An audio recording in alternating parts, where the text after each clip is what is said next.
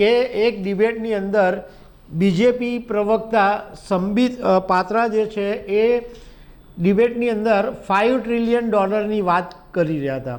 તો ત્યારે ગૌરવ વલ્લભે એમને અટકાવીને એમ કીધું કે મિસ્ટર પાત્રા, તમને ખબર છે કે આ $1 ટ્રિલિયન અંદર કેટલા ઝીરો આવે?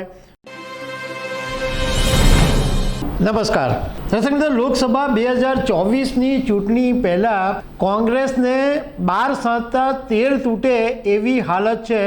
ઘણી બધી મુશ્કેલીઓનો કોંગ્રેસને સામનો કરવો પડે છે. હમણાં તાજેતરની અંદર એમના બેંક એકાઉન્ટો ફ્રીઝ થઈ ગયા. એમના ઘણા બધા નેતાઓ કોંગ્રેસ પાર્ટી છોડીને ભાજપમાં જઈ રહ્યા છે.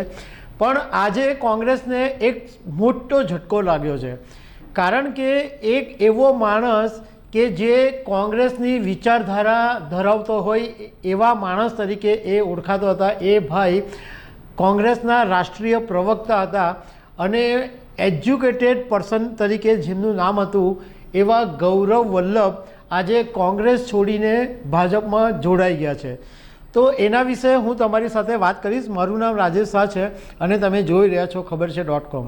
દર્શક મિત્રો, પ્રધાનમંત્રી નરેન્દ્ર મોદીએ એક વખત એવું કીધેલું હતું કે મારે કોંગ્રેસ મુક્ત ભારત કરી દેવું છે અને કદાચ એ પ્રમાણે એવું જોવા બી મળી રહ્યું છે કે ઘણી બધી જગ્યાએ કોંગ્રેસના નેતાઓ છોડીને ભાજપની અંદર જોડાઈ રહ્યા છે.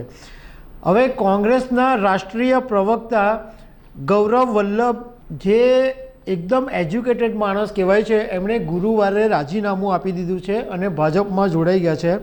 ગૌરવ વલ્લભ એવી વ્યક્તિ છે કે જે આર્થિક બાબતોના નિષ્ણાત તરીકે કહેવાય છે અને તેઓ અર્થશાસ્ત્રના પ્રોફેસર રહી ચૂક્યા છે. અને કોંગ્રેસની કોઈ ડિબેટ હોય તો એની અંદર કોંગ્રેસને મજબૂત રીતે રજૂ કરવામાં ગૌરવ વલ્લભ જાણીતા હતા. હવે આ ગૌરવ વલ્લભ છે, એમણે કોંગ્રેસ છોડી અને ભાજપમાં જોડાયા પછી એમણે એમ કીધું કે આજે કોંગ્રેસ પાર્ટી જે છે એ દિશા વગરની પાર્ટી થઈ ગઈ છે અને એમાં હું પોતાની જાતને ઘણા સમયથી અસહજ અનુભવ કરતો હતો. તો એનો મતલબ એવો થાય કે કોંગ્રેસની અંદર શું ચાલી રહ્યું છે કે ભાઈ કોઈ વિચારધારા સાથે મનમેળ જ નથી પડતો કે ભાઈ આવા એક શિક્ષિત માણસને પણ એમ કહેવું પડે કે હું અસહજનો અનુભવ કરતો હતો. બીજું એમણે એમ કીધું કે હું એક સનાતની વ્યક્તિ છું અને હું સનાતની વિરોધી નારા ન લગાવી શકું. સાથે સાથે એમણે એમ કીધું કે ભાઈ દેશના જે વેલ્થ ક્રિએટર્સ છે એને સવાર સાંજ ગાળો આપવાની હોય તો એ પણ મારાથી નહીં થાય, એ કામ પણ હું નહીં કરી શકું. હવે આ જે ગૌરવ વલ્લભ છે એ પોતે વ્યવસાય ચાર્ટર્ડ એકાઉન્ટન્ટ છે અને અર્થશાસ્ત્રના પ્રોફેસર રહી ચૂક્યા છે.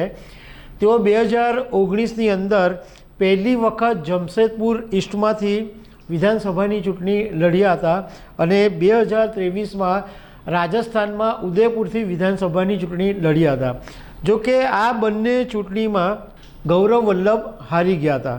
હવે ગૌરવ વલ્લભનો એક કિસ્સો સોશિયલ મીડિયા પર બહુ ચર્ચામાં રહ્યો હતો. એ કિસ્સો એવો હતો કે એક ડિબેટની અંદર બીજેપી પ્રવક્તા સંબિત પાત્રા જે છે એ ડિબેટની અંદર $5 ટ્રિલિયન વાત કરી રહ્યા હતા. તો ત્યારે ગૌરવ વલ્લભે એમને અટકાવીને એમ કીધું કે મિસ્ટર પાત્રા, તમને ખબર છે કે આ $1 ટ્રિલિયન અંદર કેટલા ઝીરો આવે? તો તે વખતે સંબિત પાત્રા પર પોતે અટવાઈ ગયા હતા અને એમને એ જવાબ આપવાને બદલે જવાબ ટાળી રહ્યા હતા. ત્યારે ગૌરવ વલ્લભે એમને એમ કીધું કે પાત્રા, $5 ટ્રિલિયન વાત હોય ને તો એની અંદર 12 ઝીરો આવે, 12 ઝીરો. એ એમણે વાત કરેલી ને આ જે વાત હતી એ સોશિયલ મીડિયામાં બહુ ચર્ચાનો વિષય બની હતી.